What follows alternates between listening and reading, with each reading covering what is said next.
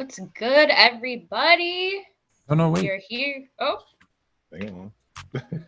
Wait. You good? Wait. I'm too excited. I know, I'm it's fine. excited. I'm pumped.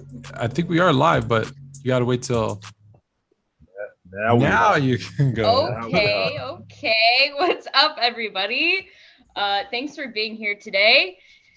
It is another beautiful Thursday with Fluent and Chill, and your host, me, Haley. We have a lot to get into today, but honestly, I feel like I've been asleep. Kind of this basketball off season has just like slowly put me to sleep. But today we were all kind of just lurched awake with the Donovan Mitchell news, which is good. I'm appreciative of it. So, yeah, Jay, you doing good today? Running good. H Boogie, how you running? I'm good. Fluent, you awake? Live studio audience in full effect.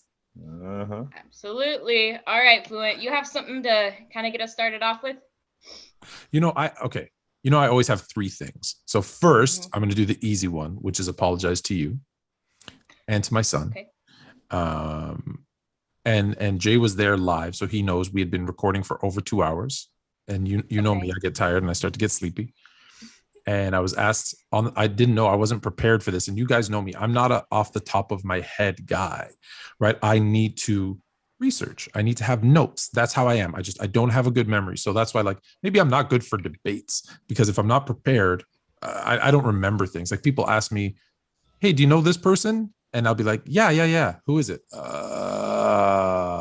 It's gone. It escapes me. It's like, oh, that's my mom, right? Like, it's very, very bad memory. Sorry about that, Mom. So I was asked, hey, give me your top 5 players going into next year. And I paused for a second, and Jay was even like, it's not that easy. It's not that hard, Tone. And I'm like, and I completely, and he is 100%, which is why I completely forgot about Steph. Yes, he did, H Boogie. I just want to make sure we clear on that. And you know that's my son's favorite player. And he Yes, like yesterday during Gridiron, he came and he's like, hey, I was like, what? I just watched the Jason Williams show. And I'm like, yeah. And he's like, you didn't say Steph was top 5? What's wrong with you, Daddy? I'm like, go to bed. I was like, go to bed. You're absolutely right. So talk about this in the morning. I made a TikTok post about it. I said it live on Gridiron yesterday. I'm going to say it again today. Yes, Steph Curry is top 5 going into next year. Well, apology. I figured you did. This time. Yes. The other thing, so I'm sure we're going to talk about Donovan Mitchell. So I can rant about James Dolan, not hiring me and completely destroying the Knicks and making the mecca of basketball the joke of basketball. So we'll leave that. My real one that I wanted to talk about, and maybe I have 4 things. Just FYI, in 23 minutes, bad scheduling, guys. My NFL fantasy draft, one of them, I've got like 100, but one of them, the one that I'm actually the commissioner in, is at 9:30 tonight. I didn't even think Thursday. It didn't click. So no. It's good. So I'm going to have it on my phone, and I'm going to ask you guys and the guys and everybody in the chat, hey, where should we go? So you guys are going to help me. I like it.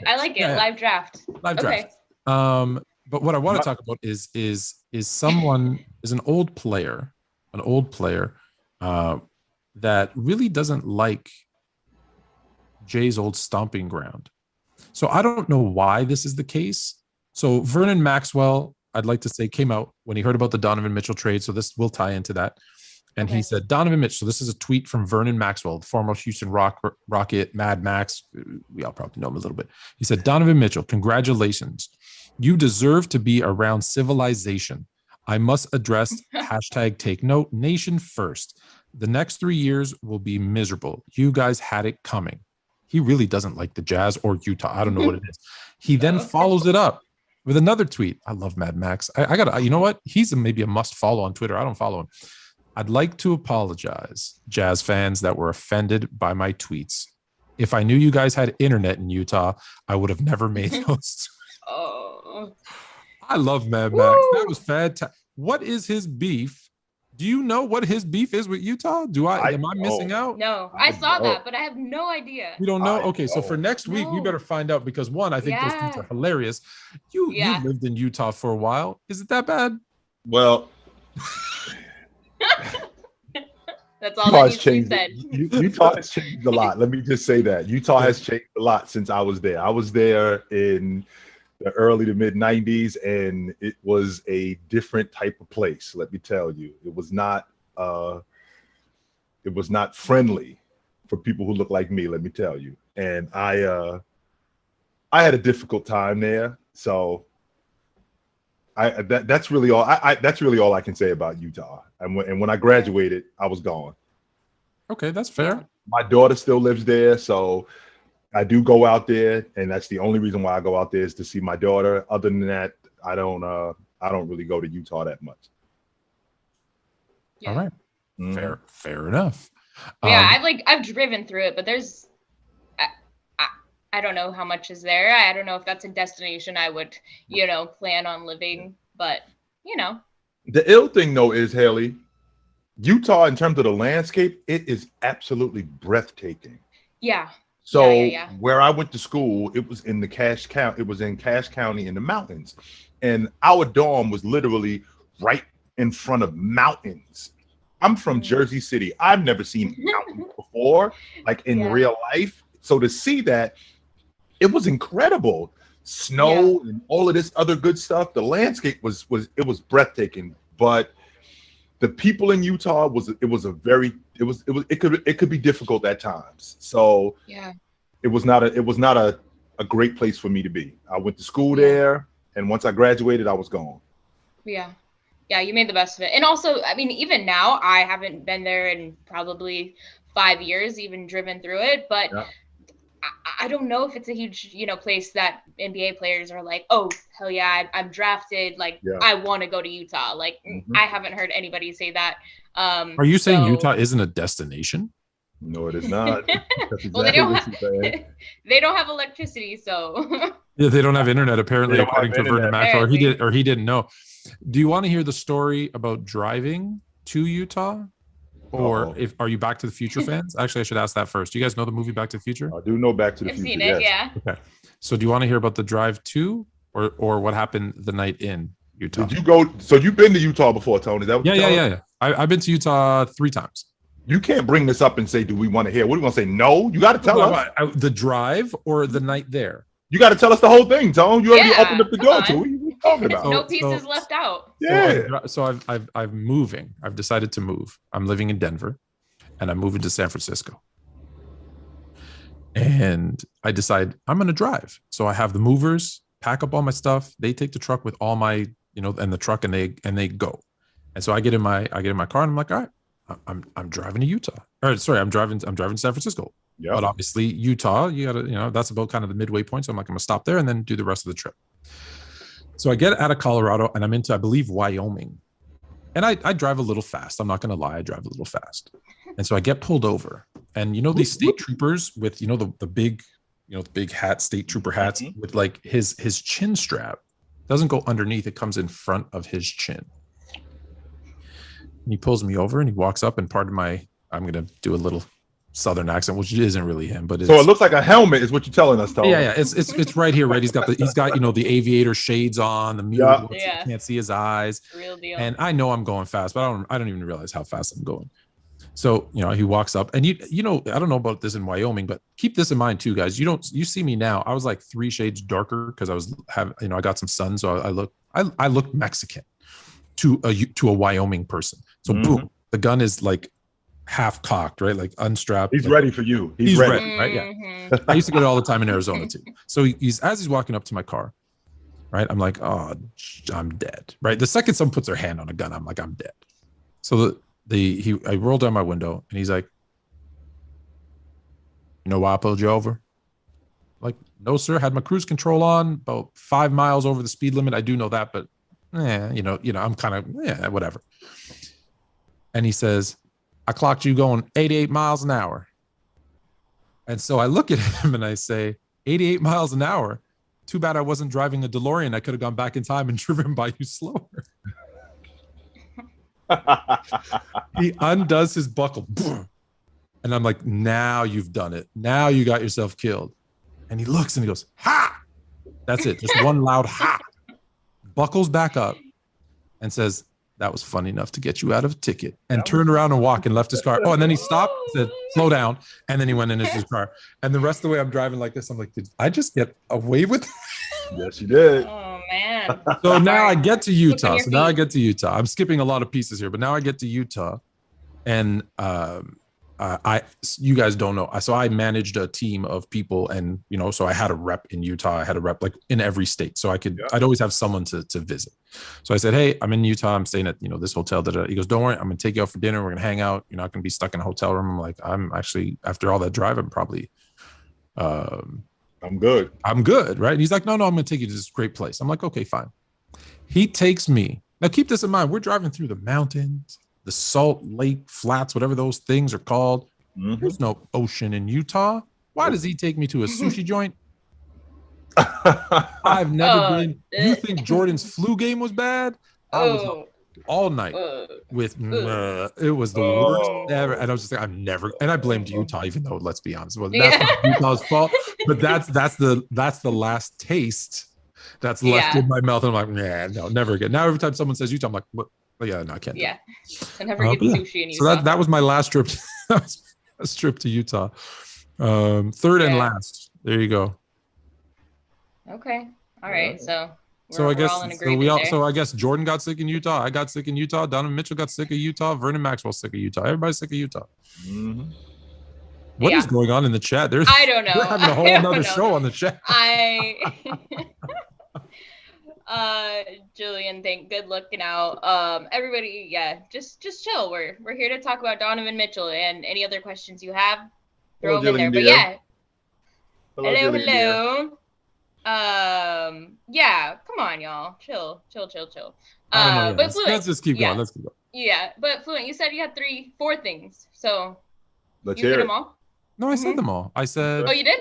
I said no. We're talking about Donovan Mitchell to the Cavs. We're going to talk about that. I didn't want to. Vernon Maxwell, which we talked about. Yeah. The Steph Curry thing, and then my story. Now remember too, when we talking about Vernon Maxwell, we talking about a dude who. Now you remember, Tone, the Malice in the Palace in 2004. Well, rewind the clock a little bit further back than that. Vernon Maxwell, the Houston Rockets are playing against the Portland Trailblazers. He goes into the stands and punches a guy in the face. He did that. It's on record. Not only is it on record, it's on tape. So the Mad Max persona, that's absolutely a fact. So that's not that's not hyperbole. That's not exaggerated. That's who Vernon Maxwell is. Yeah. He is that guy. Now, we know he's literally Mad Max. That's what made him so good. He's absolutely Mad Max. Now, I've seen tweets. I've seen him talking about Utah over the last couple of years, and I'm thinking to myself, where's this energy coming from with him in Utah? Why is he so enamored with Utah? What's going on with Utah? There has to be some underlying thing that we don't know about that's going on in Utah that must have happened there where he's like, hate Utah. So, because you can't just come out and say the stuff that he says about Utah and not have any history there. I don't ever remember him playing for the Jazz. He went to college at the University of Florida. So I'm trying to figure out where this energy is coming from. Is his ex-wife from Utah? Something going on there? Something has to be going on in Utah for him to say that. Now, just so you know, H Boogie, last night a couple of days ago, when Tone ran down his top 5 and he left Steph Curry out, I'm sitting there, I'm waiting.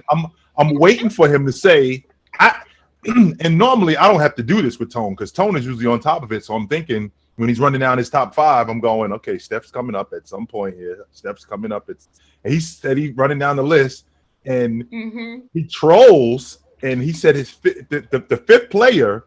Who'd you say your 5th player was, Tone? And he was I was trolling. I said because someone had said Anthony Davis and be MVP candidate. So I said Anthony Davis. He says Anthony Davis. We laughed. I corrected.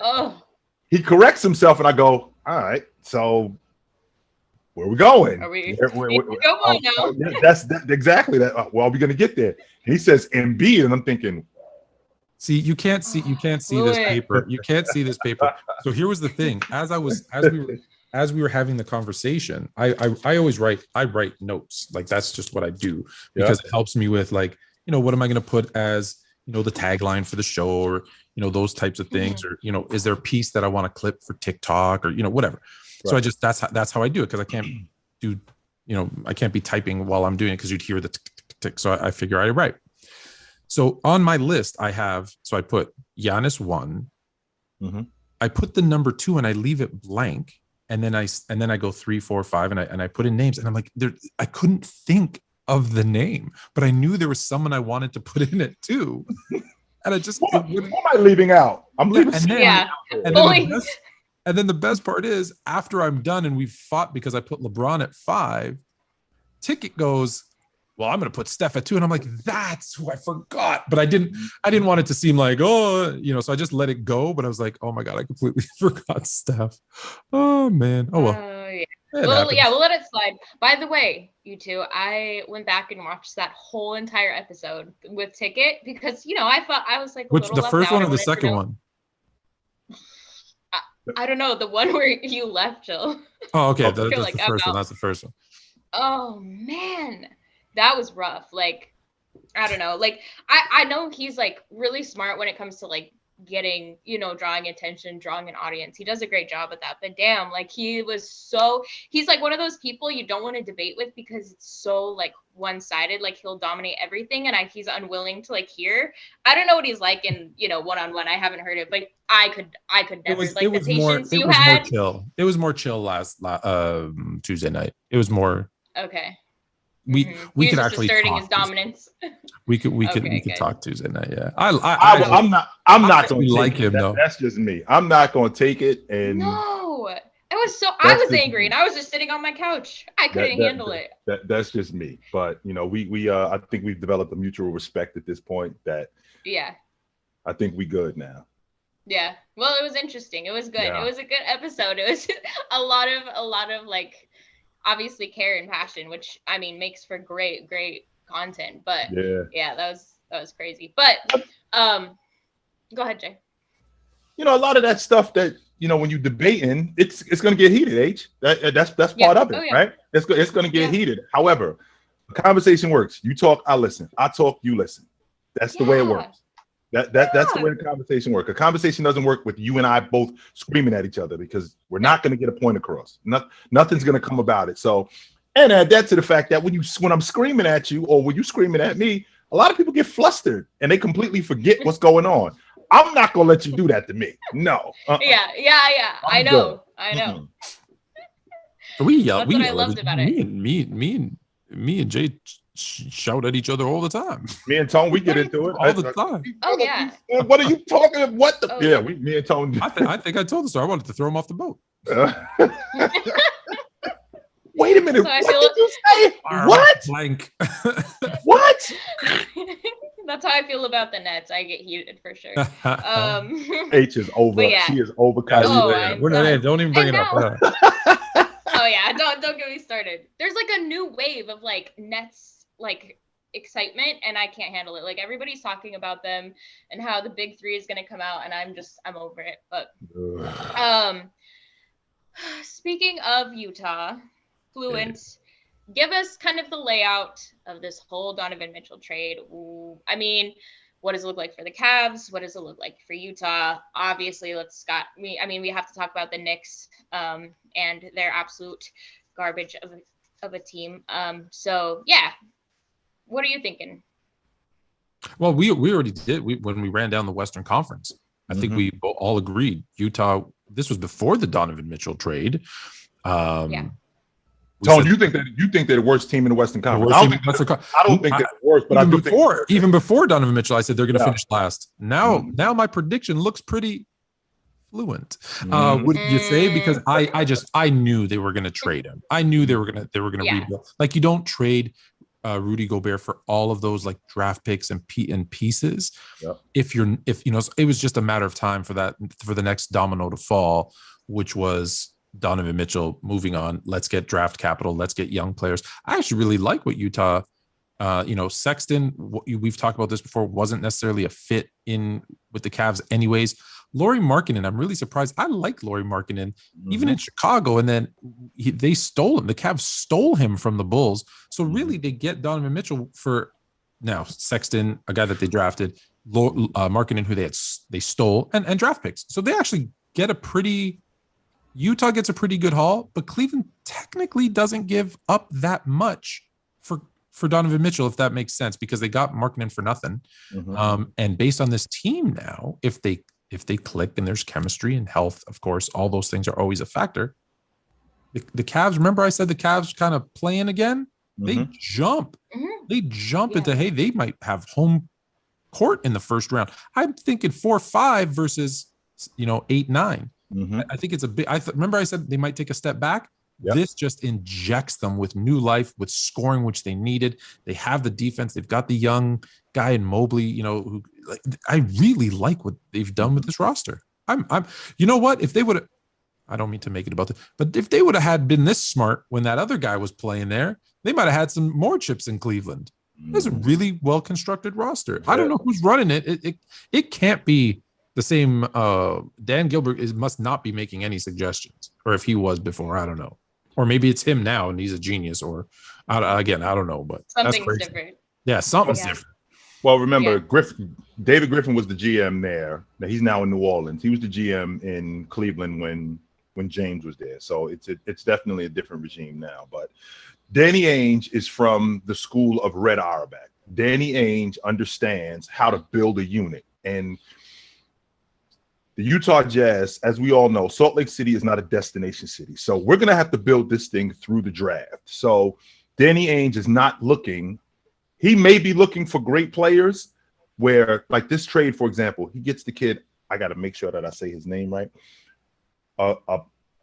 Agabi. That's him from Kansas. The kid Agabi from Kansas. I think he may be their starting two guard next year. I think that they got him in this. I think they're getting him in this draft. So with him and Sexton, that may be your backcourt of the future. May very well be. But Danny Ainge comes from the school of Red Auerbach. And what do I mean he comes from the school of Red Auerbach? He has the ability to make it look like it's one way when it's really another way. Red Auerbach in 1980 tells everybody that he is in love with Joe Barry Carroll. Joe Barry Carroll is the consensus best big man coming out of college. He's the best big man in the draft. And Danny Ainge is telling everybody that he loves Joe Barry Carroll, when in reality, he has nothing that he wants to do with Joe Barry Carroll. He really wants Kevin McHale. So he tricks the Golden State Warriors into giving him Robert Parrish, and they'll switch picks to get the third pick, and he ends up taking Kevin McHale, and the rest is history. Well, Danny Ainge learned from that. How do I know that? Because Danny Ainge did the same thing to the Philadelphia 76ers when he told us that Markelle Fultz was his guy. He had no intention of taking Markelle Fultz. Jason Tatum was his guy right from the beginning. Now, the thing that I think about when I think about this trade, this works so much for Danny Ainge. Tone, you can appreciate this. We have a Utah Jazz team that now has 13, Tone, count them, 13 unprotected ones that they now have. Yes, sir. And what we're gonna do now is we're gonna build this thing through the draft. And so in Utah, Salt Lake City is not Miami. It's not New York. It's not Los Angeles. Forget the destination part I'm talking about, Tone. I'm talking about the idea of them building it and those people being patient. Just like in Oklahoma City, this is not a place where we got to hurry up and make this thing work. No, this thing is going to work because Danny Ainge is going to build it through the draft. And he's starting it with Sexton and his kid Agabi from the University of Kansas. Now, with all of that being said, the thing that I'm concerned with Cleveland, Donovan Mitchell is a high-volume shooter. Not only is he a high-volume shooter, his efficiency is a little bit above average. He's not very good on the defensive end of the basketball. He's in the last 3 years, he's had a minus defensive plus minus, and that's not very good at all. Add that to the fact, Tone, that he's playing with not one elite big man like he did with elite defensive big man like he did with Rudy Gobert. He's got two of them now. So now I got Jared Allen behind me, and I got Evan Mobley, who I thought was going to make the all-league defensive team as a rookie if he had not gotten hurt. So now I got two of those guys back there. The problem that I'm having with this issue is Donovan Mitchell should be better defensively. He's only 25 years old. He'll be 26 when training camp opens. He should be better defensively, but teams go after him defensively. Offensively, teams go after him. I watched that Dallas Maverick team. I watched them go after him defensively, and I don't like his effort defensively, and I think he's a high-volume shooter, but I do think that he's going to give them better offense. I had the Cleveland Cavaliers I think before the Donovan Mitchell trade, I had them around 5-6 because they were decimated with injury, and they were a really good defensive team, Tone. As a team, they're a really good defensive team. So that's why I said it's a good fit. Right. So before the Donovan Mitchell trade, happened, I already had them in a 5-6 spot. So I think this solidifies that because now this gives them the buckets that they're looking for. They are a little small in the backcourt, and I don't like the fact that Donovan doesn't play as much defense that I'd like. And the Eastern Conference is a lot tougher than what people give them credit for. And it's going to be even tougher this year. But I do think that he gives them that much needed offense that they have. Now, you take Markin off the crew, and then when you take Markin off the crew, now Okoro, who I think is a poor man's Sean Marion, once you get him more involved in the lineup, and now you got a guy in Karis LeVert who has a season, he already had last season, to just show that he could hold up. Because remember, he had cancer, Tone, and he was coming back this season to show that, I can hold up. He got traded mid-season, and he was still getting acclimated. Now he's going to be on that Cavs team where he's got a whole season to fit in with that unit. So when in the process of him doing that, I think that he's going to make that Cleveland Cavaliers team even better. So I don't mind. I like the trade. Now, I already know where you guys are going with the New York Knicks because, Tone, you think this is a trash organization. Here's the issue. Yes. Can I pause for a second? I just want everybody to know that for those that missed the first minute of the show, I'm double booked. I made a huge mistake. I've got a NFL fantasy draft going on right now. It has just started. The first pick, the first pick in the draft is Christian McCaffrey. That actually surprised me. Unfortunately, when you do well in previous seasons, you have poor draft picks. So I am picking 11th. So we have some time. It's a 12-team league, PPR. For those in the chat, what I'm going to try to do is say, hey, here's some of the players that are available, maybe 2-3 options. And we're going to get your help to help me out to draft this team because why not? So I will be interrupting from time to time. Say hey. So I just want to do that. Say the draft has now started. So keep that in mind. Keep your NFL fantasy caps on. Yes, let's get back to the horrible Knicks. I'm putting it out. I'm putting it out there. Tone tricked me. Yeah. Knew that this thing was going on. He tricked me into this fantasy football draft. I'm going to get you. This is your draft now. This is your team. We're just making it for you. Tone thinking slick. He tricked me into doing this. He already knew that he was booked, and I'm going to get Jay on here, and then I'm going to get in the draft. I already see the horns. I already see the horns coming out. Tone, you think you slick? I'm on to you. Yeah, by next year, you will be playing fantasy football. Don't forget to go check out. Speaking of that, go check out Crunching the Numbers. This week we have Taylor Mathis on, the prop bet princess, who helped us with some baseball and football picks. But now you hear. As I was saying, Tom. Go ahead. I'm sorry, Age. No, go ahead, Haley. Well, I just want to say real quick, the chat is wild today. I don't know what's going on. I don't know what's in people's water. I like the passion, though, so let's keep it going. But while you're in there debating whatever it is you guys are, make sure to get those likes up and subscribe if you haven't already, because we do have a lot more coming, especially with the NFL and NBA season coming up. So, but y'all chill, okay? All right, chill. Go ahead. Like I was saying, H, so the whole Knicks Tone thinks this is a fiasco. I actually think that they did a good job of holding off on Donovan Mitchell. And the reason why is because Donovan Mitchell makes Cleveland significantly better offensively. Yeah. Moving Donovan Mitchell for whoever they wanted, and Utah wanted R.J. Barrett. And I really dig the idea that they stood pat. The Knicks stood pat and passed on that because there's no deal that the Knicks could have gotten that when they got Donovan Mitchell, that would have made them significantly better, considering everything that they would have had to give up. They would have had to give up multiple first-round picks and their franchise player, in addition to either Obi Toppin or Quigley. And I'm not a big Obi Toppin fan. I think I'm just not a big Obi Toppin fan. Yeah. But the fact that what they would have had to give away to get Donovan Mitchell would not have made them significantly better. In fact, I look at this group now and I think that they're probably a play-in tournament team. For what they had to give up to get Donovan Mitchell, I think that they would have either been a playoff team, or I think that ultimately they would have been on the outside looking in. So I don't think that this was a bad thing for the Knicks. I actually think it was a good thing, them standing pat and passing on Donovan Mitchell, because I don't think he makes them significantly better considering what they would have had to give up. Jay, someone in the chat said this puts Cleveland above Brooklyn. How do you feel about that take? I think that the Cleveland Cavaliers, like I said to you before, I think that the Cavs, I already had them as a 5-6 seed before this Donovan Mitchell trade. I already had them as a 5-6 seed. So now that I'm looking at the Eastern Conference, Milwaukee, Miami, Boston, Philadelphia, Cleveland. That's what I'm looking at right now. That's what I'm looking at right now. And I felt like that even before I had Cleveland teetering at 5-6, but I'm standing pat with Cleveland as a 5 seed, and I stand on that. No doubt about that. I just think that I think that they're better in a number of different ways. The one way that I think that they're better is there's more continuity. Even as young as that Brooklyn team is, as young as that Cleveland team is, there's much more continuity on that team. The one common denominator, and I'm going to raise Haley's blood pressure with this, is Kevin Durant and Kyrie Irving. That's the one thing that we still know is there. The other things are moving around. The one thing that we know is there is Kevin Durant and Kyrie Irving, and we've gotten the same result over the last 3 years. Either they've gotten hurt or they've underperformed. There is no knowledge, there is no logic that you can give me to suggest that this is not going to continue. Considering the fact that we got a group, and we got two guys in Kevin Durant and Kyrie Irving who are getting older, right? This isn't where with Kobe Bryant and Shaq, when they got swept out of the playoffs, then lost in 5 games and been swept out of the playoffs. Well, Shaq was improving. Kobe was improving.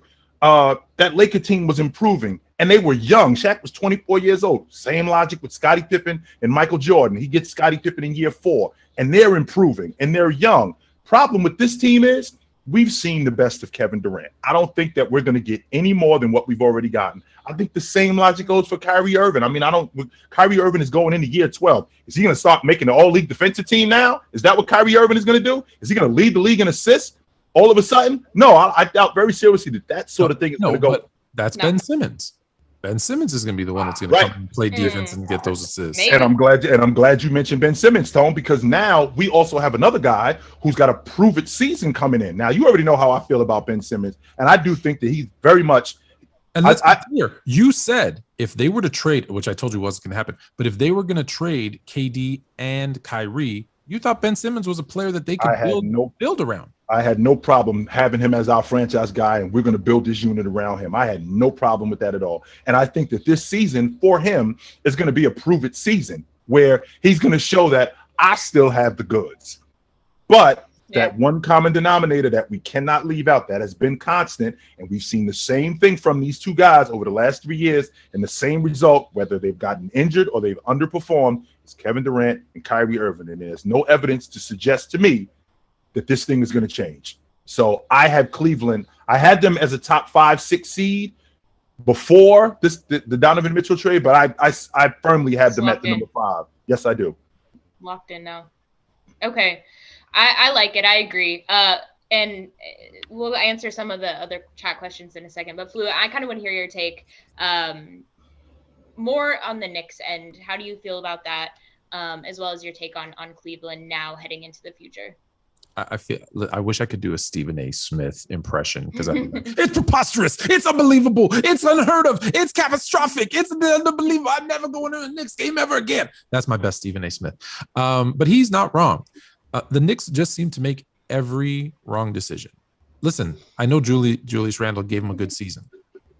No, he's not that guy. I know that Brunson had a really good year next to Luka last year. He's not that guy. I know that Jay is really high on RJ Barrett, and I like RJ Barrett. He's not that guy. So they don't have that guy.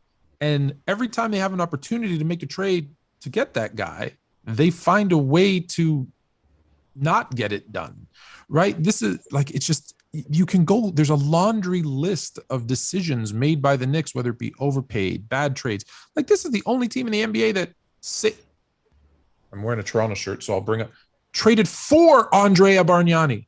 What the hell are you thinking? Like, it's just year after year, error after error. You know, they're like, I'm trying to think of another team. They're like the Dallas Cowboys in the sense that every year their fan base thinks they're going to win, and every year they're no chance. And it's just, it's sad. I don't know what to say. When New York is good, the NBA is better. And I feel like I don't even remember the last time they were good. And don't tell me, oh, well, this run, that run. Nah, man. I mean, like perennial good team. And I haven't seen it from them. So I don't. I think that's the Eastern Conference tone as a whole, to be honest with you. Not just the New York Knicks. I think the Eastern Conference as a whole. When the Eastern Conference is better, I think the NBA is better. And my issue with your logic is, Tone, RJ Barrett is 22 years old, and he's improved every year. So we don't know who this dude is. So the logic that, well, he's not that guy. Well, we don't know that yet. We have not only do we not know that yet, the New York Knicks, the reason why they were successful the way they were in the 90s was because they built it in the 80s. What we did was we drafted Ewing. In the process of drafting Ewing, we traded for Charles Oakley. We ended up finding John Starks in free agency. We found Anthony Mason in free agency. We got Charles Smith in a trade. So a number of different things where they ended up building this unit. We got Gerald Wilkins in the draft, and they ended up building that and exchanged Gerald Wilkins out for John Starks. And they had an identity. This New York Knicks team doesn't even have an identity. Their guy, as of right now, I still stand on it. I think it's RJ Barrett. Build this thing around him. Not only build it around him, get the guys who complement him, as opposed to, I'm just going to keep throwing things against the wall and see what sticks. Well, most of the time, it's not going to stick because you don't have a plan if you're just throwing things against the wall, which would explain why this New York Knicks team has been as bad as it's been for more than a decade. Yeah. Yeah. It bothers me. I want the Knicks to be good. I think I can help them be better. Keep applying. Keep getting in their head. I'm going to keep, listen, the worst thing that ever happened to James Dolan was that I got his email address and he gets a weekly, I'm still available. That's all I say. I'm still, he might never look at those emails. He might have blocked my email address. I'm still available. You know what I've actually said to the first time I messaged him? You guys are going to laugh at me because I am crazy because I'm not even a Knicks fan. I was like, if I don't get you to at least the Eastern Conference Finals in 3 years, I'll give you all the money back. Because I'm not doing it for the money. I want the Knicks to be good. Yeah. And I'm a Laker fan. Like, you know, like I have no interest in I want them to be good. That's all. Yeah. Bat Mentality sent us a super chat. Thank you so much. He said, keep up the good work, y'all. How far do you think a healthy Lakers are getting this year? Fluent. No, you go first because I think everyone knows where I'm going with this. So I'll let you guys go first. Okay. I think that the Lakers are. I think that they're right outside the play-in tournament, and I don't mean on the other end. I think that I think they could be at best a top 5 seed, but on the worst, I think that they could be a play-in team. I think that they're around that 5-6 spot. Like I said, I got Minnesota at 5. I got them in Memphis at either 6-7 because I think Memphis drops. I think Memphis takes a significant drop this year. I think they are the Atlanta Hawks of the Western Conference. And I think that I do think that they take a drop. I also think that Dallas drops significantly also. And I think that the Lakers move up. I just can't see them missing the playoffs again 2 straight years, considering the unit that they have. So I think that they're around a 6 seed. And considering the matchups, I think that they can make some noise. Haley, I've already said it. I think that LeBron James is done winning NBA championships, but I don't think that he's done making the playoffs and causing a lot of trouble in the Western Conference. I don't think that that's over. I agree. I think LeBron is obviously elite. He's going to continue playing at an elite level. Yeah. And he's going to bolster that team to be great. And with a healthy AD, one of the best duos in the league when healthy. But I agree. There's just too many question marks for me to say I think that they could even be a 5th seed. I think they will definitely be below that. But who knows? I hope they prove me wrong. Again, it's nice to have competition over here in the West. Not that we don't, but it's definitely not as tough as the East. So, and plus, I'd love to see LeBron play as many games as he can this next season, as well as Russ and all the others. So, Fluent, how you feeling? O'Neal Henry's a smart. I don't know who O'Neal Henry is, but he's smart. Fluent going to say finals. You're damn right I'm going to say finals because the last time we saw LeBron James and Anthony Davis healthy, and the question is if healthy, they won an NBA championship. Listen, the plan even last year was to run the offense through Anthony Davis because look, LeBron's the best player. I've said this a million times. And Anthony Davis is the most important player. So now you have somebody who will play defense, who hopefully inspires in Pat Beverly, who hopefully inspires the rest of the players to play some defense. If you have a healthy LeBron, if you have a look, it's a lot of ifs, right? Darvin Ham has already come out and said, look, we're going to run a system, which the Lakers did not have last year. We're going to incorporate Russ into the system, or let's be honest, they're going to make a trade for Russ and, figure that out. They're going to do one of the two things. Either Russ is going to, play in this way, or they're going to let Russ be himself. That's the way to make him. Or they're going to trade him, which either way is fine. So if healthy, this team has as good of a shot as anyone. Am I picking them to go to the finals? No. But are they a talented enough roster? If just remember last year, okay, they AD plays 40 games. LeBron plays 55 games.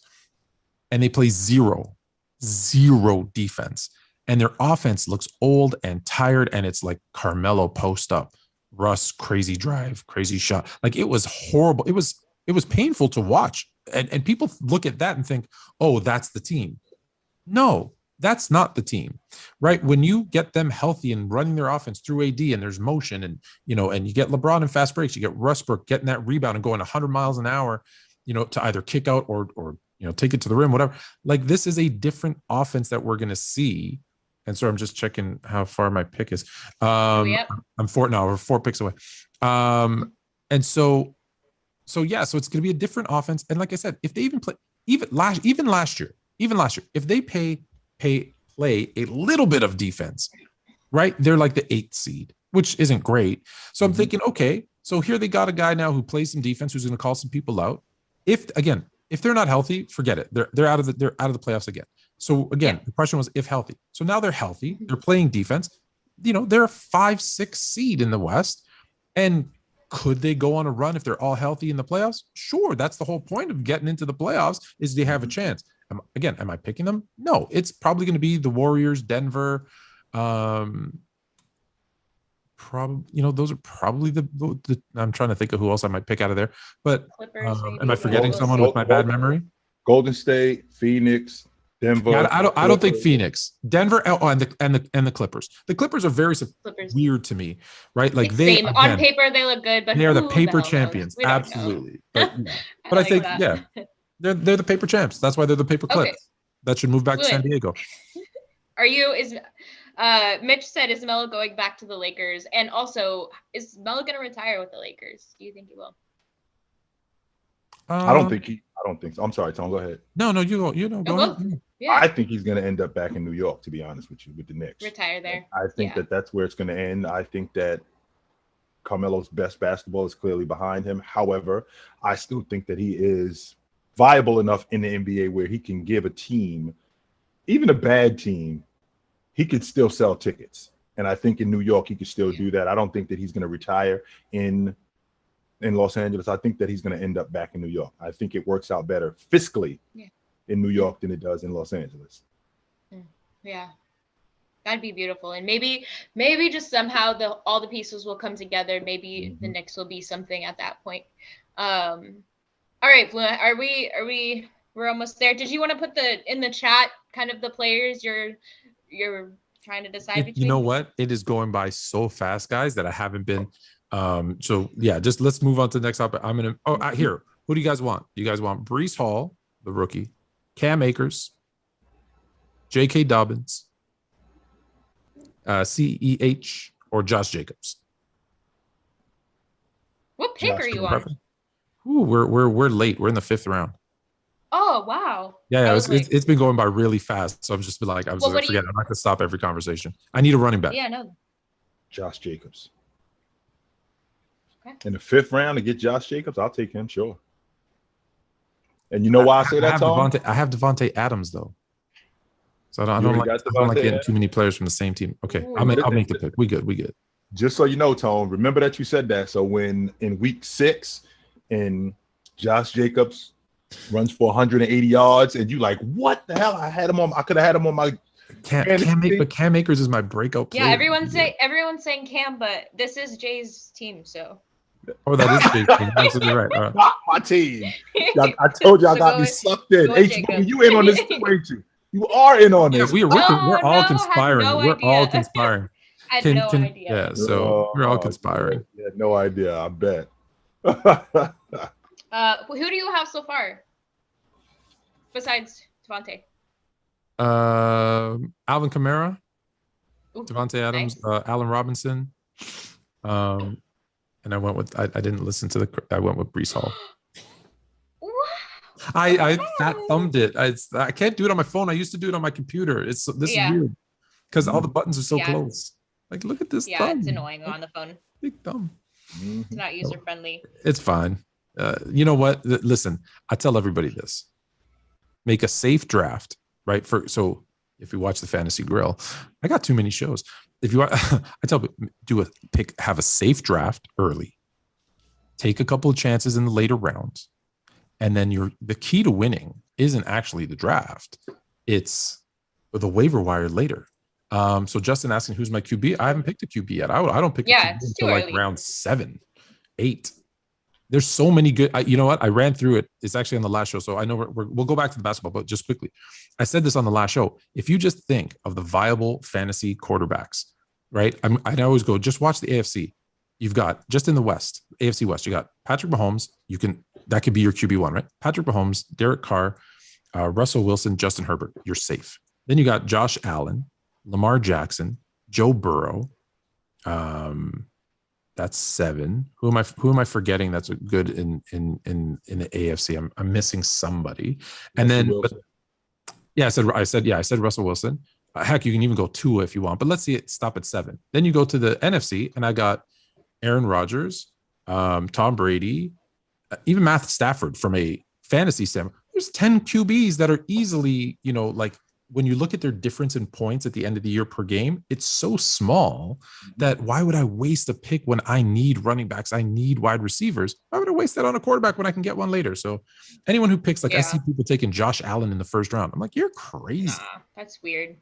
For fantasy, we're going to talk about those tiers, though. I'm sure. I clearly don't know anything about fantasy football because I'm thinking, Kyler Murray? Yeah, Kyler Murray. Like, there's so many good fantasy quarterbacks. Why don't you take a quarterback in the first round? See, I'm clueless. So that's what I used to think. Because I'm like, that's the most important player. Yeah. But in this particular case, you need 5 or 6 running backs. You need 5 or 6 wide receivers, and they're harder to come by than a quarterback. Because in a 12-team league, Jay, just think about it. There's 32 quarterbacks. No one's picking 2 before you pick 1. So you're going to have a top 10, top 12 quarterback regardless. So why waste an early pick? Yeah. Right? Yeah. It's the complete opposite of real life. Yeah. Makes no sense. Right. But Justin said he has Josh on his too. So you're not alone. He's got Josh. But yeah. Josh Allen? Yeah. I don't even think like here I don't even know how many QBs have been picked, but even right now, still available in round 6. Lamar Jackson, Jalen Hurts, Kyler Murray, Joe Burrow, Tom Brady, Russell Wilson, Dak Prescott, Matthew Stafford, Aaron Rodgers, Derek Carr, Kirk Cousins. Like what I need to pick. You're good. Lamar Jackson is still available. Pick him up. You want me to pick up Lamar? Lamar is winning MVP again. You think so? Okay, I'll pick him up. Yeah, absolutely. Lamar MVP 2022. Jay, I want to run through the NFC North because we haven't done North or South. I don't want to go super deep into it, but we're literally 7 days away from NFL kickoff. I'm so excited. I'm so ready. By the way, did you see we waived Trey Sermon? To Philly. Philly's looking good. Why? What are we doing? Oh, so much pain. And I haven't seen you since we're obviously keeping Jimmy around for another season. Like, which I was good with that. I think we both agreed. We're like, we want him there. He might start a few games. He's there if anything happens. Right. Better Trey be, watching and learning. He shouldn't have been on the trade block in the beginning. He should not have been on the trade block in the beginning. We should have stuck with him right from the beginning. And if Jimmy's playing the way he's playing, whether he gets hurt or not, there's no reason to push Trey to the forefront this early. No reason to do that. What do you guys think happened there? Like the fact that they were trying to trade him. I know he was hurt, he had surgery, whatever, but they were trying to trade him and then they don't trade him. And then they name Trey Lance the starter and then they restructure and sign him for another year. Like, are they Like, are they just not organized? I'll Did they tell have you second guess themselves? Like, what do you guys think happened? That's exactly what happened, Tone. They saw this kid in practice. They saw this kid in the preseason. And remember who you going against in the preseason. You're going against second and third unit guys. And they're looking at Trey and they're going, wait a minute. We might have jumped the gun on this. Not to say that he's not going to be the real deal, but we might have jumped the gun on this. And is there any way we can fix this? Can we talk to Jimmy? And is there any way we can get him to reconsider? We'll take the trade, because I don't think Jimmy wanted to leave San Francisco anyway. So with that being said, is there any way we can talk to Jimmy to take this trade off the table and talk him into being a reserve? And in the process of him being a reserve, him knowing that at some point he's going to play, because Trey is going to underperform. And the reason why he's going to underperform is because he's going against first unit guys. Yeah. Excuse me. And going against first unit guys for the first time in his career as a starter, things look a lot different. And I think the 49ers, in addition to them, I think that they did get what they wanted, Tone, in terms of a trade. But I think that that got overridden because they saw Trey and they felt like, I think we might have jumped the gun, and I'm not prepared to just not have any insurance at all, because this could go the other way. Well, who would have been their backup if not Jimmy? That's the point. Oh, they don't have. Yeah, we do. His what's his name? Purdy. I think that's who they just signed as our third string. See what she's saying, right? That's the point right there. It was Nick Mullins. Because like, here's the thing, right? It's kind of it's this kind of double-edged sword, because yes, he's going to be going up against defenses his first time as a starter, and he's not going to really know necessarily what to expect a little bit. But also defenses aren't going to know what to expect from him, right? They don't have tape on him, so there's a give and take there. My other thing is, if he doesn't pan out, let's say you go 0-4, 1-4, 2-4, whatever, like that to start, and it's Trey Lance isn't doing it, and you pull him, and you go back to Jimmy, it might be done. Very rarely does a young quarterback, he's not a rookie, but a young quarterback get in and out of the lineup and eventually get good. Like, it either needs to sit and watch, and then it's yours, or you start day one. The in and out thing, I don't think ever works. Well, I remember yelling at the Bears when they brought in Andy Dalton, and I'm like, dude, like, and now you're bringing in Justin Fields, you're taking out Justin Fields, you're putting back in, like, and I get it, Dalton got hurt a little bit there, but like, anytime I see that in and out, I'm just like, even with Tua and Fitzpatrick, right? Because Fitzpatrick comes in, he's lighting it up. Oh, okay, Tua's healthy now. Let's put him in. Oh, he didn't do well. Yeah. Let's put in Fitzpatrick. It never works. Quarterback, too much uncertainty for the quarterbacks themselves as well as the team, as well quarterback as everybody involved. Quarterback needs to be, have that confidence and take that away from him. Secure. Which is exactly, Tone, which is exactly the reason why I wasn't ready to trade Jimmy G, which is exactly why I wasn't ready to name Lance the starting quarterback, is because I didn't think that he was ready. And now the fact that you ended up not doubling, you doubled back and went, wait a minute, we're going to hold on to Jimmy. And the reason why we're going to hold on to Jimmy is, number one, you're not sure about Trey. And number two, Tone, somebody's going to get hurt by mid, and I ain't even talking about on the 49ers. Somebody's going to get hurt in the first month or even by mid-season, and that trade value with Jimmy's going to go up. That trade value with Jimmy's going to go up. So if we hold on to him, we might have gotten offers and we might have liked what we wanted, but the fact that we could hold on to him and have insurance for Trey and increase his value by the time the trade deadline shows up, I'm feeling that. Yeah. I'm absolutely feeling that. Yeah. For SB Talk Sports. Oh yeah, so yeah, come on, yeah, for sure. SB Talk Sports. I see you. He likes fantasy football better. I just FYI, on Fantasy Grill, we are going to be talking about fantasy basketball as well when the season starts. So we'll be running both fantasy basketball and fantasy football. Just and I'm going to bring it to here because we're going to get Jay into some kind of. I don't know what it is, Jay. Fantasy basketball, fantasy football, fantasy basketball, fantasy baseball, anime. We're getting you into something by the end of this year. I don't want to be that. I don't want to sound like I'm that old fuddy duddy that I don't like to do. Hey, first and foremost, I know how to have a good time. That's number one. Number two, I don't really know much about fantasy football. There's only one way to learn. Right. That's the part right there. The one thing about fantasy football that like makes it so much fun, it's like betting. Like it makes you want to watch every game, even the games that are like Falcons and whatever. Not to throw them under the bus, but certain teams that are like, you could. Atlanta's trash.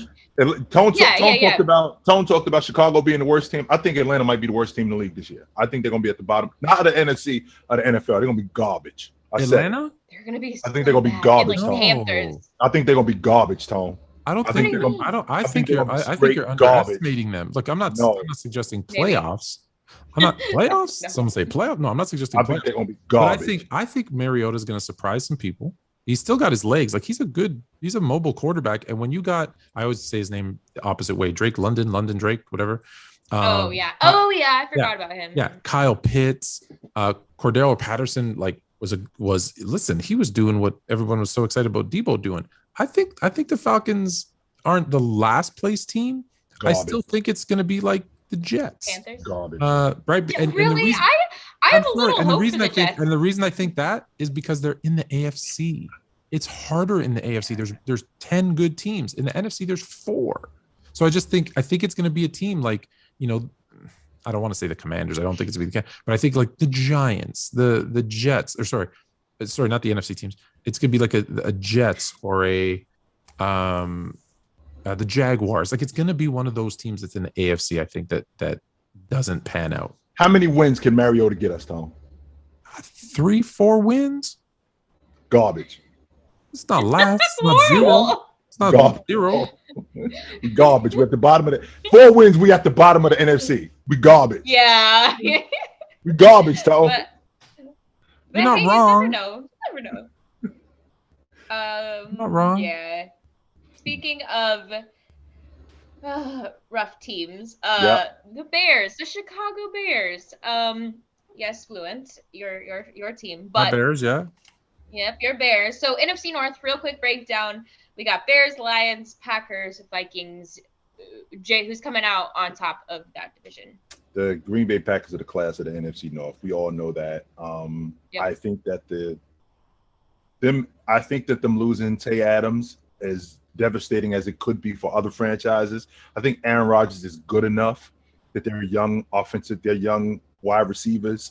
I think that they could compensate for them, considering the division isn't very good. I think that they can compensate for that. I think Detroit's going to surprise some people, though, to be honest with you. I think that Detroit's going to be a lot better than what people give them credit for. Tony and I have had this conversation. They had 7 games last year that they lost that were 1-possession games. So I think that they're right there. I don't think that they're as bad as everybody thinks that they are. I think Jared Goff he's a better quarterback than most people think. He's just not as good. He's not Matt Stafford good. He's not Aaron Rodgers good. No, he's not that good. But he's also not Mariota bad neither.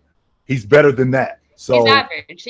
Right. I put Jared Goff either he's right there in the middle and maybe slightly above that. So, but I think that Detroit's going to be a lot better this year. I have no confidence whatsoever in the Minnesota Vikings. Kirk Cousins has shown me time and time again, when the lights get brighter, he cheeses up. And Dalvin Cook, as good and as dynamic as a running back as he is, made of glass. He always beat up, always hurt. So I think that division goes. I think that, and I'll let Tone talk to you about the Bears, even though I dig Justin Fields as much as I dig Justin Fields. And by the way, I don't know if I mentioned this before, Haley, but I do have a man crush on Roquan Smith. Yes, I do. Yep. You have. I love it. Yes, I do. I have a man crush on Roquan. Yes, I do. I'm just a big fan of people who get to the football. But other than that, he's the only bright spot on that defense. And Justin Fields is really the only bright spot on the offense. So I look at that Bears team and I see Green Bay, Minnesota, Detroit, Chicago. So you still have the Vikings over Detroit until we maybe see something. Yes, but I think that they're possibly interchangeable. Yes. I think so too. I mean, with the young talent they have, also I feel like they're just hopefully lighting a fire under them. Like I think they're going to come back really hungry this season. It might not be this season. It might be next or maybe in a couple, but hopefully something. I think Hutch improves their defense too in Detroit. I think the kid from Michigan, Hutch, I think he really improves their defense. Yeah, so, he's so good. He's he really, is. I think really he good. Their defense, no doubt. Fluent, how are you feeling about your Bears? You got 7 days. So or maybe 9. I'm actually really mad at them. Let's be honest. Yeah. Because they went and gave me the worst thing you could give a fan. Hope. They the preseason champs. They went undefeated. They beat the Chiefs. Like Justin Fields threw 3 touchdowns in the first half of the game that actually mattered to them. And I'm like, man, he looked pretty good. The offense looked pretty good. The defense, they got rid of the names, but the defense looked pretty good. And I'm like, well, if we can get a running game from, which I've always said, if we get a running game from Montgomery, which opens up the play action for Justin Fields, which he's not great. He could be a good RPO guy. I kind of like what I'm seeing. I've always said I like Darnell Mooney. So I like Mooney. I even like Cole Kmet as the tight end. Justin Fields we haven't seen. He's good. Can he? Is he gonna be an Ohio State? Let down like every other Ohio State quarterback, or is he going to be the one that breaks the mold? So there's players that I love Roquan Smith, obviously. So there's these guys who I'm just like, hey, but I told you before, listen, 3-4 wins. That's what I'm expecting from the Bears. But I don't know. Does the preseason means nothing. We've had so many teams that go 0-for in the preseason and they win the Super Bowl, and then teams that don't lose in the preseason, they don't win a game in the regular season. Indianapolis Colts did that in 06. Right. So I don't want to get my hopes up. I think they're going to be, my best hope is that they will be, even though they're going to lose, 12, 13 games, 14 games, is that they're competitive. Like I don't like, if my team is bad, which I expect them to be, I still want them to, to fight, to try, right? I don't want to see, 50-7 blowouts, which we probably will see. So they gave me some hope, which I'm mad at them for. Like, I'd rather them just not do that to me. So look, they're going to be at the end. I do have a surprise in the NFC North, though. I do think the Vikings, are going to win the NFC North. Ooh. Wow. Whoa. You think so? What does that say about Aaron Rodgers? Are you kind of, or I guess the Packers as a whole, is he kind of on his downward slope starting now? No, like he's still gonna put up, like, he knows how to work the system. He's still gonna put up MVP type numbers. I don't think he's gonna be a 3-time MVP, but he plays really smart, almost, and sometimes too safe football. So they'll be fine. Like, he'll find his even though he called them out as wide receivers, he'll find his wide receivers. You'll see a guy like Lazard or something. Just, he'll get it done. And don't forget, they have Aaron Jones and AJ Dillon, so they have a good running attack. Unless they got the best defense, definitely in the NFC North, maybe one of the best defenses in the NFC. Which the last time he had a great defense, all he did was go and win the Super Bowl. So he's got a really, really good defense. So I'm not counting out the Packers. I just think that it's not going to be the same Packers we're used to seeing. And I look, and I don't have faith in Kirk Cousins in the playoffs. I'm not saying he's going to take them deep into the playoffs. What I am saying is, with Justin Jefferson and Dalvin Cook, and the Vikings are built to win. And they should win the most. I have them, I think 13 wins, and Green Bay at 12. Like, it's not like the Vikings win 13 games. They might be the number 1 or the number 2 seed in the NFC. And you think that they are that good? No way. Absolutely not. I think the NFC is that bad. No, that's even worse, Tone. No way do I think that Minnesota's winning 13 games, considering simply because of Kirk Cousins. I can't see them winning 13 games because I've seen they don't have a lot of primetime games. They got more. I think they got more games this year than they did last year. I think they got more money. They got more Monday night games. I need to go back and look at the schedule. I think they got 2 Sunday night games. Add that to the fact, Tone, that I've seen Kirk Cousins when he was with the Commanders. They were the Redskins back then. I've seen him go to pieces more than once, more than twice, more than 3 times. Kirk Cousins is the quarterback who, once he does one thing wrong, he doesn't get it together. He does one thing wrong, and then the floodgates just gets worse and worse. Oh, yeah. It's just a snowball effect with him. So, and that hasn't changed, Haley. That's why I can't bet on specifically the Minnesota Vikings, because I know you, Kurt. That's why. That's fair. Yeah. yeah, I don't expect too much, but hey, you never know. There's always going to be teams that surprise you, and always quarterbacks and always players that come out of the woodwork that you wouldn't expect. But before, I do want to open up the chat because we haven't had a lot of time for questions. But real quick, okay, ESPN posted these tiers, and they're always posting things for, they post what they post, but they posted these tiers of players. I believe they're quarterbacks for this one. And I'm going to read them out in the tier they gave us and see how you feel about it. Yep. So Josh Allen, tier 1. Patrick Mahomes, Justin Herbert, tier 2. I don't know if I Lamar Jackson. It gets worse. Lamar Jackson, Kyler Murray, Jalen Hurts, tier 3. Okay. Lamar Jackson.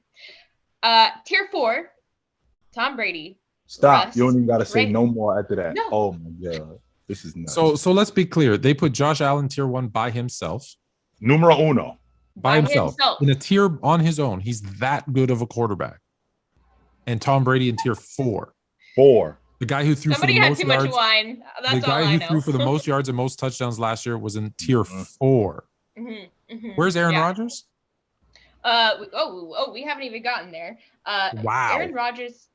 Aaron Rodgers is not in any of these tiers. So I guess he's past tier 5. This is tier 5. Derek Carr, Trevor Lawrence, Tua, Justin Fields, Kirk Cousins. So Aaron Rodgers was just not spoken about. So I think that this is based solely on what they think is going to happen this year. I'm having a really difficult time with the logic that Derek Carr and Trevor Lawrence are in the same sentence, because I don't see that at all, first of all. Number 1. Number 2, Tom Brady finished second in the league in MVP votes. He threw for the most yards last season, and he is number 4. I had Tom Brady washed in 2016. It was 6 seasons ago. He's still playing at a high level. Do not, as long as Tom Brady is in the league, I think he's the best quarterback in the game, or at least the second best quarterback in the game. There's nothing you could say to convince me otherwise. I think Josh Allen is getting better. Josh Allen has that kind of game where 1 minute you looking at him and you looking at that crew and you're saying to yourself, they can win the Super Bowl. But the next minute you're looking at Josh Allen thinking, how is this dude the starting quarterback in the NFL? Because he can do some of the most bonehead things. Now, I do think that he's one of the better young quarterbacks in the game. I think that Lamar Jackson is definitely a top tier quarterback. Because when I think about a guy who, if he hadn't gotten hurt, number 1, the Ravens make the playoffs. And I think that they make the playoffs going away.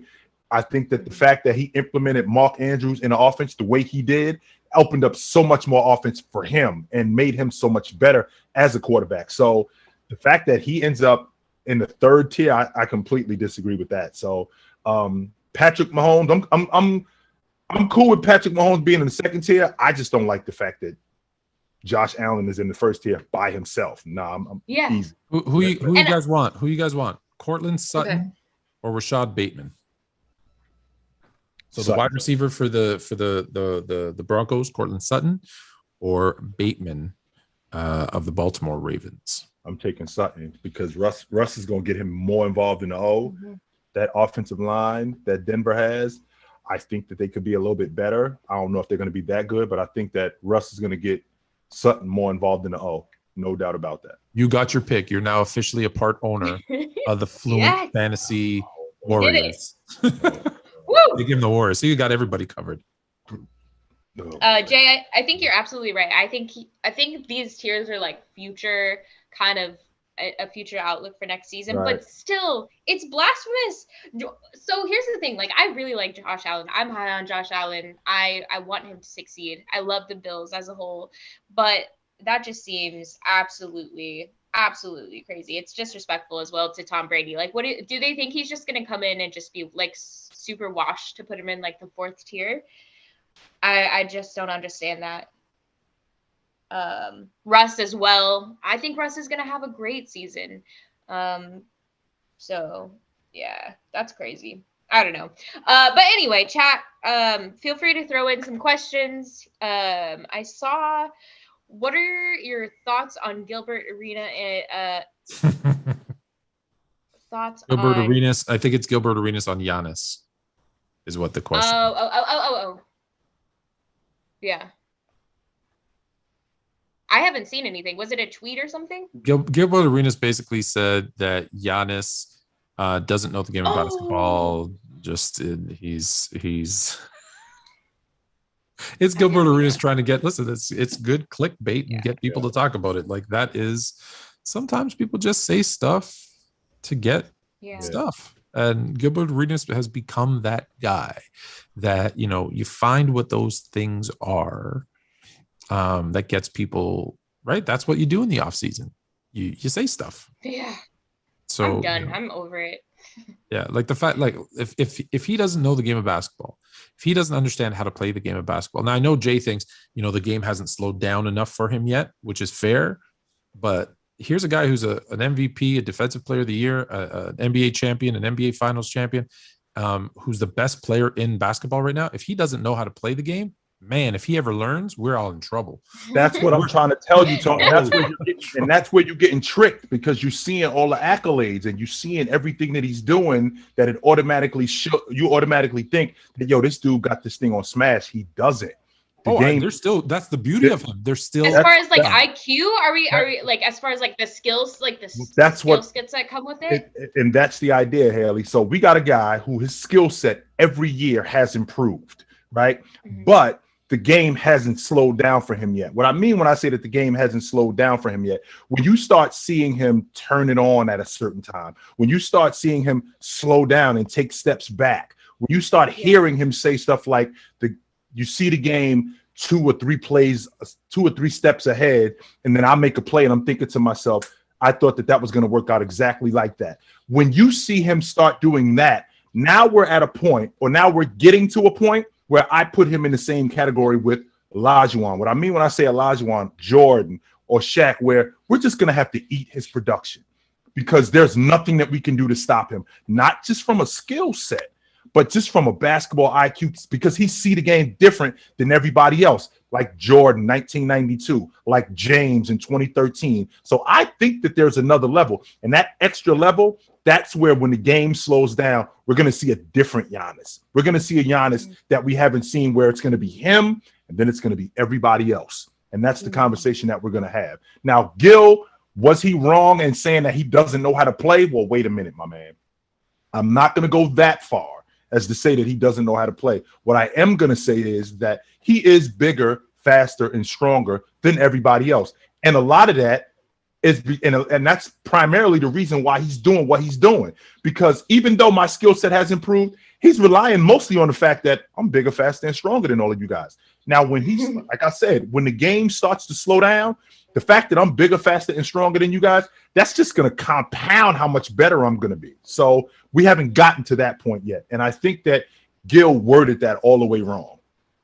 Yeah. So you see where he's coming from, but it's like Giannis is like his physical ability, just because of like what what God gave him basically, like is insane. But as that mental ability continues to grow, he's going to be unstoppable.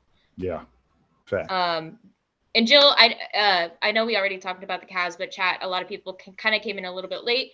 And so Jill posed a question. She said, what's the Cavs ceiling post Donovan Mitchell trade, Eastern Conference Finals, second round exit, etc.? Well, here's the thing, Haley. I've seen the Atlanta Hawks go deep into the playoffs, get a good matchup, and get teams that aren't playing well. I've seen the Memphis Grizzlies, who we saw had job been healthy. I think we have, I don't know if they beat Golden State, but I think we got a different series. I do think that. I think that we got a different series. So I could see the Cavs being the Atlanta Hawks on the other side this season coming in. I think that they're going to be a lot better. They could very well be an Eastern Conference semifinal team, even a conference finals team. They could be that. Yeah, they could be that good. Yeah, they're definitely back on the map. I mean, it's crazy. And they're only since you said that, I'm glad you mentioned that, Haley. Since you said that they're back on the map, keep James away from my crew. Keep him away. We don't, and you know how I feel about James. We don't need him. We good. Yeah, no, he should retire. Do you think he would want to? No, Tom. Do you think this would tempt him to come back? Let's trade all those young guys on the Cavs. No, Tom, we good. No, let's trade all those young guys on the Cavs to the Lakers. Good, Tom. We don't need him. To Cleveland and let him draft his son and let him I think that would be a lovely story. I think we're good. And you know how I feel. You know how much I love James. We got something going here. I think we're good over here, my man. I think we're good. No. Thanks, but no Stay thanks. away. Yeah. Thanks, but no thanks this time. Yeah, this time we're good. You left us. You left us twice. Stay away. Dorian Clayton. Third time's a charm. Mm-hmm. And not in a bad way. Not in a stay away from in a bad. No, I don't mean it like that. It's more like, yo, I just think we good. How about you let us handle this one? Yeah. Let us handle this one, and we'll get back to you. But let us handle this time. Yeah, let it be natural. Yeah. Dorian Clayton said, if Giannis goes to Chicago in 5 years and wins a chip within 2 years of being there, what would that do for his legacy? And great show, y'all are great. We appreciate you, Dorian. So, if Giannis goes to Chicago in 5 years and wins a chip within 2 years of being there, what would that do to his legacy? So in 5 years, Giannis will be 32. Depending on what 5 years from now? Yeah, right. 5 years from now, he'll be 32. I think he said he'd like to play in Chicago. He said something like that. He did something like that. Well, when's his contract up? When is his current? Well, he just signed the Supermax. That's why he said 5 years. It's a 5-year contract. He's a max. Yeah, he got a max deal. He's not going anywhere, guys. Yeah. And that deal kicks in, I think, this season. So he got 5 more years. So he's not going. He's not going anywhere. So with that being said, you look at Giannis in 5 years, is he still going to be playing at the level that he's playing at now? If he is, and they still rolling, I think it's going to be difficult to get him out of Milwaukee. I think that he stays there. Now, I can understand the logic that, he would like to play somewhere else, but ultimately, ain't no reason for me to go anywhere. He's going to be if it's working franchise here. Player. Yeah, ain't no reason for me to go anywhere if it's working here. None whatsoever. So, but to answer the question, for him to go to Chicago, Dorian, let's be honest, you're a Chicago fan and you want your Bulls to win the NBA championship and you want to see Giannis. Instead of building it how you should build it. That's how Milwaukee is as good as they are, because they got Giannis in the draft, because they got Middleton in the draft. So how about you get off of Milwaukee's capital and get your own? How about that for an idea, sir? Giannis came to Chicago in 5 years. Hey, Haley, I got a question. How about if I broke up in 5 years with my wife? How would you feel about marrying me? Give me a break, man. Yeah. No. The leftovers? Come on. Yeah, no. Let him. Yeah, you gotta build it from the ground up. No. Honestly, you're on a good path. Like Chicago, there's still some loose ends, but like for the most part, you have some good pieces. So just stick with that. Continue fleshing it out, and give it a year or two. But is DeMar gonna stay there? Do you think? Yes. Is he gonna finish off his... I think he's retiring in Chicago. I do. Yeah. Why wouldn't he? All right. Let's see. Who's winning the WVU versus Pitt football game? You college football? Let me find out right now. I'm assuming my Mountains are getting smoked. That's why someone's bringing it up. But I don't watch college football. I haven't been back to the school in like 25 years. So it's all good. Although my friend's son might still be playing there. Let me know if you're watching the game. Is there a guy, Addae, Addae? If he's still on the roster, I think he's a cornerback. We should bring him on the show. But yeah, Tom, when you were at the University of West Virginia, what league were they in? Oh God, I have no idea. Okay, you're gonna ask me what I ate for dinner. I don't know. You guys think I'm kidding when I say that. I have no clue. My memory is shot. I call my kids. I used to laugh at my dad. So I'm one of three. Oh, my pick. Wait, hold on.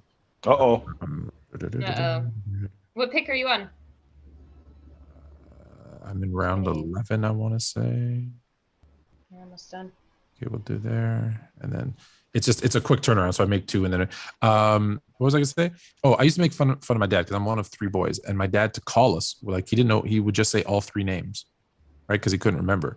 And I've called my daughter my dog's name. I've called the dog my daughter's name. Like we're all gonna be senile by the time I'm like, it's not good. Like I joke about it, but it's not good. I can't remember a damn thing.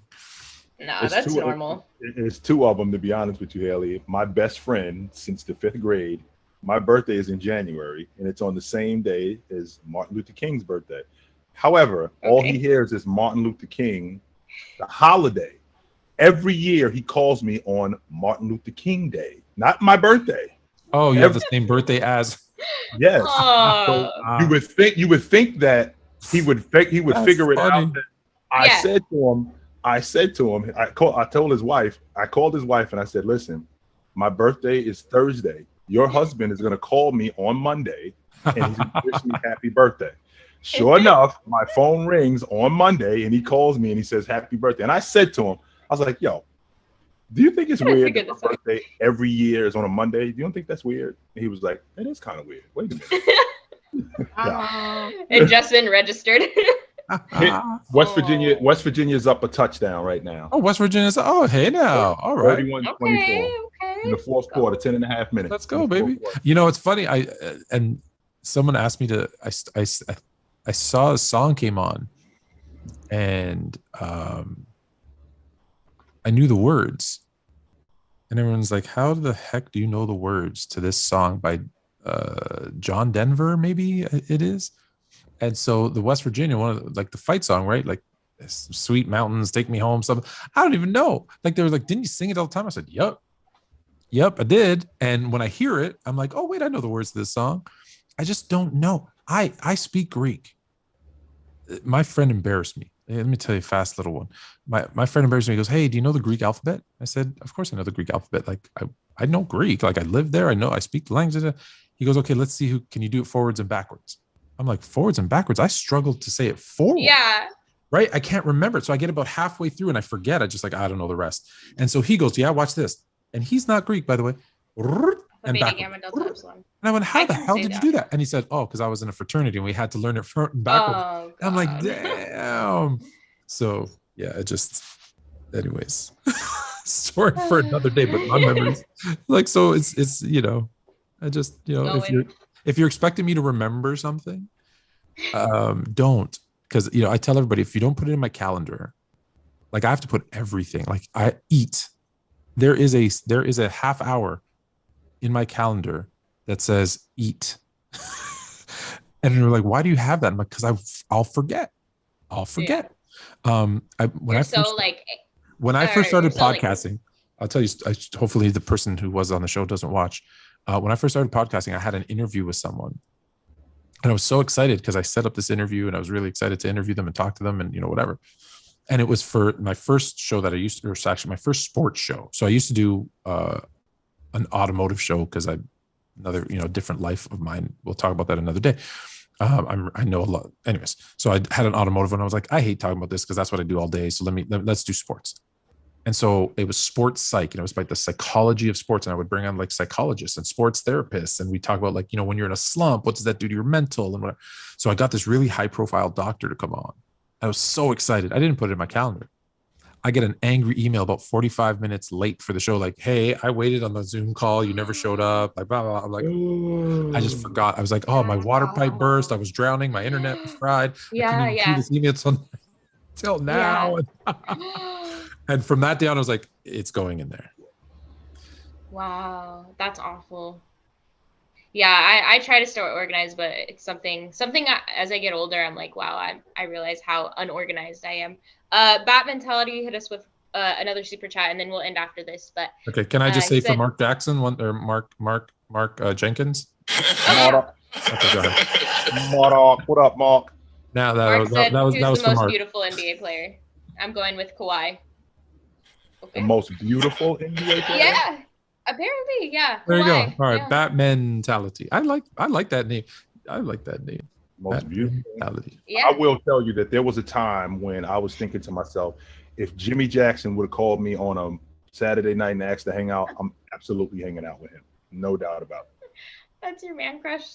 Oh, I was like, if he called me on a Saturday night, like, oh, yo, let's go hang out. Let's go hit up a couple spots. I'm like, yes, yeah. I'm getting fresh to go hang out with him. Yes, no doubt. Who's your NBA crush? Me? Yeah. No, me, Tone. Oh, you're not willing. That's no. No, it's not that I'm not willing. I just go. No idea. Okay. Okay. Hold on. Who's the guy with the light eyes that everybody loves? What's that dude? There you go. Right. That's the only one I keep seeing there. It's like, oh, this is sure. Yeah, that's not. I don't mean it's not like I'm refusing to answer because I'm so much. No, it's not. I don't know. I couldn't even tell you. I could. Yeah. This is my problem. They could walk by me on the street, and other than me thinking they're kind of tall, I probably wouldn't even recognize half of them. And Whatever. I'm telling you. Come on, Fluent. You can recognize other people's like, oh, okay, they're attractive. No. Not that I wasn't saying about attractiveness. I meant I wouldn't recognize that they were an NBA player because I don't like. I watch the games, but I don't not that in depth. Like, so I have no idea. Like, you tell me who my biggest celebrity crush is. I'm like, I don't know. Like, I don't have an answer. You know, it's who's the most beautiful person in the world? My wife and my kids. Like, I don't. Right. My mind doesn't work that way. All right, solid answer. Yeah. Okay, bat mentality. OG, what would be your best case for Magic Johnson being the greatest? What would be my best case? My best case. Magic being the best point guard, probably. My best case is he was that guy from the minute he walked in through the door, and he was that guy. Not only from the minute he walked in the door until he retired, he was that guy. And it was never a question of whether or not he was that guy. He was the best point guard in the game. And he was the best point guard in the game for a decade. From day one all the way up until he retired. He was that guy. Yeah.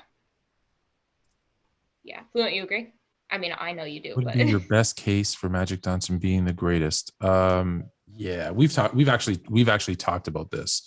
Where we were like, if we didn't get robbed of some of his prime years, can you guys hear that? Yes. That's my dog saying what's up. Yeah. If Magic got to play, and this goes for a lot of players, you know, injuries or, you know, whatever, why they had to leave. But I think if Magic, what he had already done, right? Like in 91, when they lost that finals, everyone thought, oh, he was done. No, he wasn't. He was just coming off an MVP. The team was young and they made it to the finals. Like, that team would have gotten better. He would have had more accolades, more like all-time points, more. And his shot was actually, because he realized, like, don't forget, he came into a league that his rookie year was the first year they even had a 3-point line. Mm-hmm. He was actually, and he came into the league not a good shooter. He became a much better shooter. So I'm thinking now you would have got a guy who, he's slowed down and he would have transitioned to he would have been like a point forward. He would have moved into that kind of Scottie Pippen, Draymond Green that we're seeing today type of role, which would have been just dangerous if you had a bunch of young guys flying up and down the court, and Magic just kind of from the kind of like the high post, for lack of a better term. Like, if just think about it, you have Magic posting you up, and he can pass literally all the other 4 guys on the court without even looking. Like, he would have been dangerous. And that's, and especially if he had a shot, because now you have to respect him shooting. He would have been so, we were robbed. Now, is some of that, he was my favorite player, he's the whole reason I fell in love with the Lakers and basketball? Sure. But I think anyone who watched him play would probably agree, we got robbed of some really good years of Magic. As we did some other players too, but I think they go to the finals 2 more times at minimum. There you go. I'm with that. Yeah. Bat mentality. Those were both of your questions today were really, really good ones. So I appreciate that. And we appreciate all of you, chat, for real.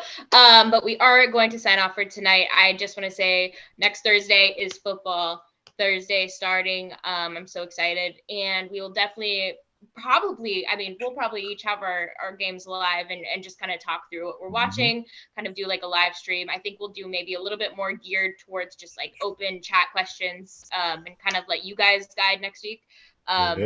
Yeah, I like that. Let's do that. Yeah. You know what? Next week we'll do football. Who's playing next week? It's a good game actually next week, isn't it? Yep. Yeah, I can't even remember. Thursday night. I have it here. It is the Bills and the Rams. Thursday night. Yeah, so that's a good game. Bills and Rams. We'll be talking about the Bills and Rams. You guys will lead the show. Obviously, super chats first. The rest of the chats second. Who knows? We'll probably end up talking more basketball than anything. But I see always a lot of I always see a lot of boxing questions, wrestling questions. Yeah. We'll do all of those next week. That's a great idea. That's why that's halftime, Haley. Heck yeah. But yeah, thanks, chat. Appreciate you guys, and have a good rest of your night. But for now, Jay, take it light. Or take it.